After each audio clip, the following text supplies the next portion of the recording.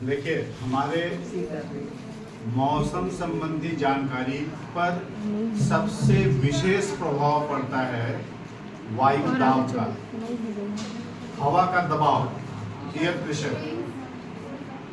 आप लोग air pressure पढ़े हैं ना? एयर प्रेशर क्या होता है? एयर प्रेशर क्या होता है? एयर प्रेशर का डेफिनेशन किसी को मालूम है? What is air pressure? Air pressure, अच्छा हवा कहाँ तक है? हवा कहाँ तक है? ऊपर कहाँ तक हवा है? कितने किलोमीटर तक है? आप लोग स्ट्रक्चर ऑफ एटमॉस्फेयर पढ़े हैं क्या? ट्रोपोस्फियर, स्ट्रेटोस्फियर, थर्मोस्फियर, मेसोस्फियर पढ़े हैं? मैक्सिमम जो हमारे क्लाउड फॉर्मेशन या एक्टिविटी जो होते हैं they occurs in troposphere, lowest layer. ये इसका हाइट जो होता है इक्वेटर के आसपास या ट्रॉपिकल जोन में 16 to 18 किलोमीटर और पोलर जोन में 8 to 9 किलोमीटर। किसका? ट्रोपोस्फियर का। Troposphere is layered with ozone, that is ozone layer. पढ़े हैं?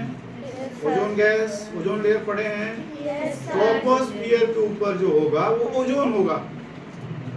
तो जो हवा नीचे गर्म हो रही थी वो हवा ऊपर उठनी शुरू हो। जैसे से हवा ऊपर उठेगी क्या होगा? हवा के तापमान का एडियाबेटिक पढ़े हैं आप लोग? लेप्स रेट, लेप्स रेट पढ़े होंगे? नो का लेप्स रेट, हवा जैसे ऊपर उठता है तापमान घटता है, हवा का तापमान घटता है। नहीं पढ़े हैं? चलिए, इसको हम बोलते हैं एडियाबेटिक लेप्स रेट। मतलब ये क्या हो गया? हवा जैसे ऊपर उठा। अच्छा एक चीज और सोचिए, हिमालय पर, हिमालय छोड़िए बहुत दूर है, मैन पार्ट को क्या बोलते हैं हम लोग? छत्तीसगढ़ का शिमला। शिमला किससे कंपेयर करते हैं? शिमला से क्यों कंपेयर कर रहे हैं? शिमला ठंडा जगह है, मैन पार्ट स्टिल ठंडा जगह है। मैन पार्ट अंबिकापुर से ऊपर है कि नीचे है? ऊपर है। हाइट उसका ज्यादा है हमसे, चढ़ाई चढ़ना पड़ता है, गोल गोल घूम के ऐसा ऊपर चढ़ना पड़ता है टॉप पे। मतलब ऊपर गए तो क्या हुआ? हमको वहाँ ठंडा लग रहा है, ठंडा लग रहा है ऊपर गए तो। अब आप ऊपर गए तो सूरज के नजदीक है ना, तो ठंडा वहाँ गर्म होना चाहिए था ना। अगर उतना दूर आग जल रहा है, मैं यहाँ खड़ा हूँ तो मेरे को कम ठंडा लगेगा, नजदीक जाऊंगा तो ज्यादा ठंडा लगेगा, गर्म लगेगा ना वहाँ। ऊपर गया तो क्या हुआ? सूरज था, हम सूरज के नजदीक गए तो हमको तो गर्म ज्यादा लगना चाहिए ना, ठंडा लग रहा है। ये शिमला, उसका नाम शिमला रख दिए मैन पार्ट का। Why it is so? यहाँ पे source is about 15 crore kilometre. सूरज धरती से कितना दूर है? 15 करोड़ किलोमीटर। उस 15 करोड़ में पता चला कि कई तो इस टाइप का एटमॉस्फेयर आएगा, उतना दूर से आ रहा है रोशनी, तो उसमें प्रभाव डालता है हमारा वातावरण, ये थर्मोस्फियर जो डिफरेंट लेयर्स हैं वो।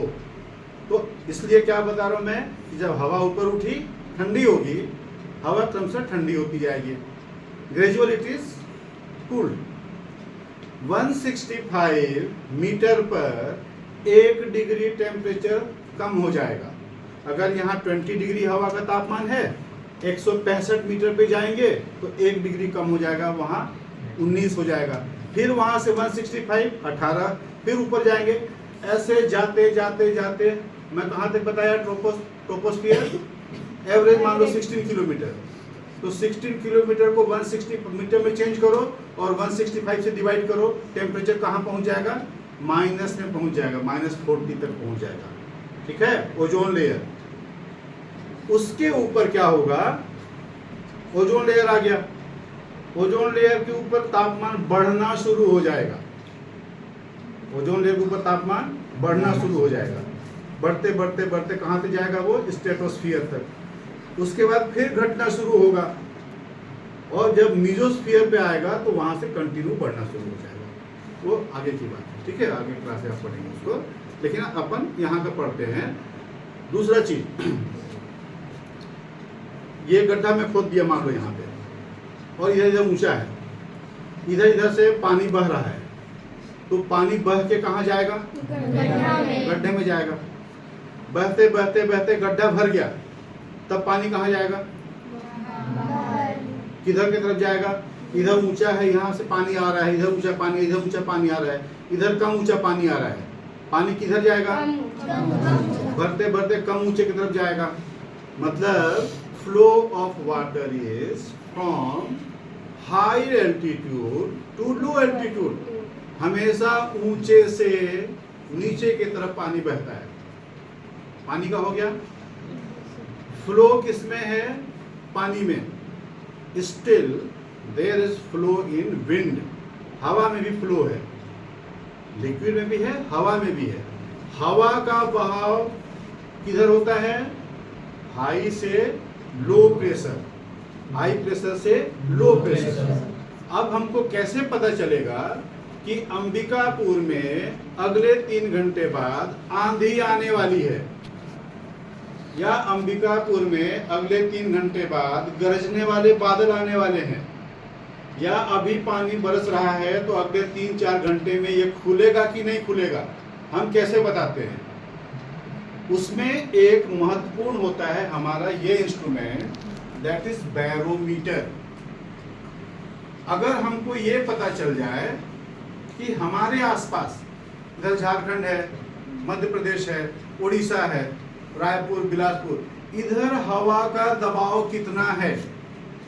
अगर मान लो उड़ीसा के तरफ से बे ऑफ बंगाल से मॉइस्चर आ रहा है, उड़ीसा के ऊपर में कितना एयर प्रेशर है, अगर मान लो वहाँ एयर प्रेशर 100 है, अंबिकापुर का एयर प्रेशर अगर 120 है, तो उड़ीसा वाला हवा यहाँ आएगा क्या, मैं भी क्या बताया, हाई से लो की तरफ चलेगा।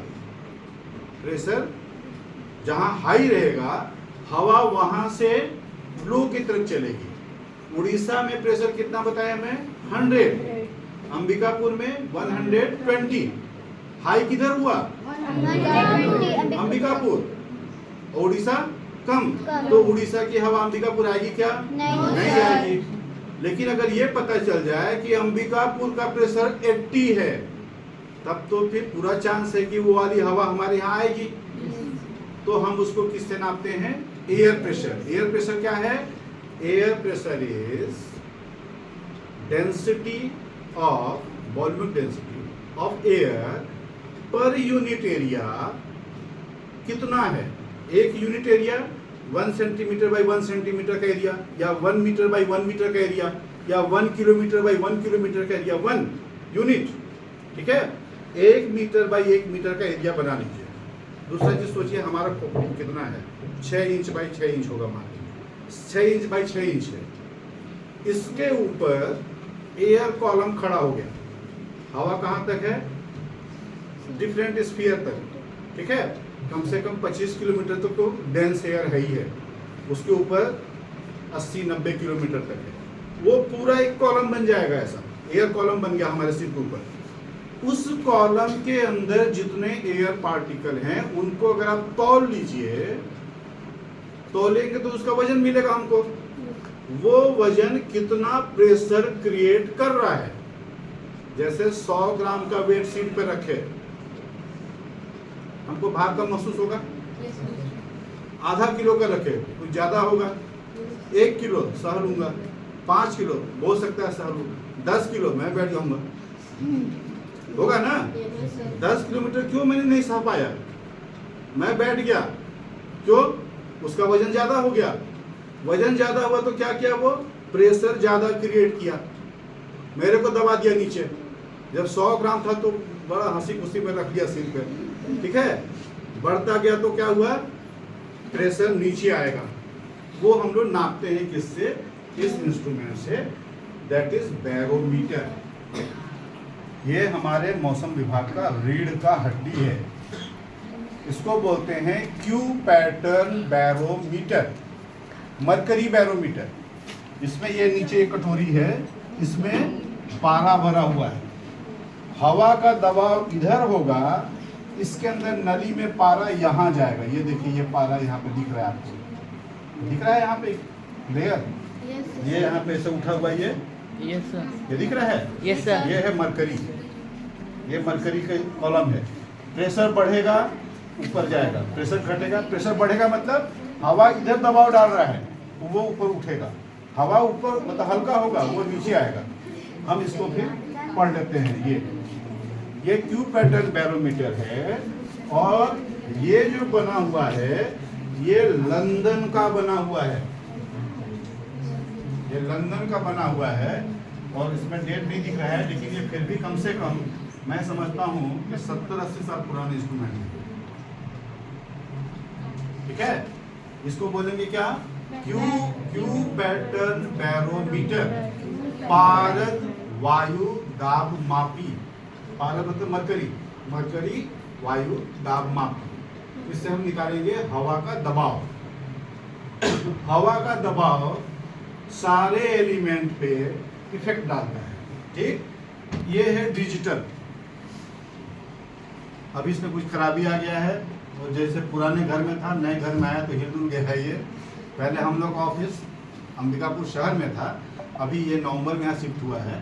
तो इसमें कोई, तो ये क्या होगा, सीधा यहाँ पे बताता जाएगा, यहाँ सीधा उसका रीडिंग आता जाएगा, कुछ नहीं करना है, वो रीडिंग देखना है। ये डिजिटल बैरोमीटर इसी के अगेंस्ट है। ये हम लोग काम कैसे करते हैं, देखिए, हर 3 घंटे में हम ऑब्जर्वेशन लेते हैं, हर 3 घंटे में। और ऑब्जर्वेशन क्या करते हैं, हम इस टाइप का रजिस्टर हम मेंटेन करते हैं। ठीक है, इसमें सारे चीज हैं, तापमान, वर्षा, हवा की दिशा, हवा की गति, वायु दाब, वर्ष मतलब जो भी इंस्ट्रूमेंट, जो भी एलिमेंट है मौसम के, वो सारे हम इसमें हर 3 घंटे में नोट करते जाते हैं। जैसे इसमें जो आज का डेट का होगा, ये नोट किया गया है, इसमें पूरा ये नोट किया गया है। ठीक है, ये वहाँ पढ़े, यहाँ आके नोट कर दिए। नोट करने के बाद हम इसको कोडेड फॉर्म में, ये कोडेड फॉर्म है हमारा, ये कोडेड फॉर्म में मैसेज भेजते हैं। ये बाकी लोग के समझ में नहीं आएगा, खाली नंबर लिखा हुआ है। इस नंबर में हम क्या किए, सारा यहाँ का बता दिए कि यहाँ इतना बादल है, इतना हवा है, इतना दिशा है उसकी, इतना इसका वायु दाब है, इतना तापमान, ये सारा हम कोडेड फॉर्म में भर के भेज दिए। ठीक है, ये होता है, इसको बोलते हैं हम लोग, ये साइन अप बोलते हैं इसको, साइनॉप्टिक ऑब्जर्वेशन। और इसको बोलते हैं MMR, मेट्रोलॉजिकल मेंटेन रजिस्टर। ठीक है, ये मैं आप लोगों को बताया था क्या कि हम लोग वहाँ पे 2-4 तरह का थर्मामीटर लेते हैं। उसमें एक अधिकतम, एक न्यूनतम, और 2 और से जो बगल में, एक का क्या था, ड्राई था, एक का वेट था। उसके टेम्परेचर से हम ये कैलकुलेशन निकालते हैं। ये सारे कैलकुलेशन इसमें हैं, ये सारे कैलकुलेशन इससे हम निकालते हैं relative humidity, due point and water vapour pressure, ये निकालते हैं हम। ये सारा मैथमेटिकल मतलब कैलकुलेशन होता है। ठीक, ये सारे इफेक्ट आते हैं। आप लोग ड्यू पॉइंट वगैरह पढ़े होंगे। ठीक, ये हो गया। 1-2 इंस्ट्रूमेंट ऊपर हमारे हैं छत पे, तो छत पे चलिए 5 मिनट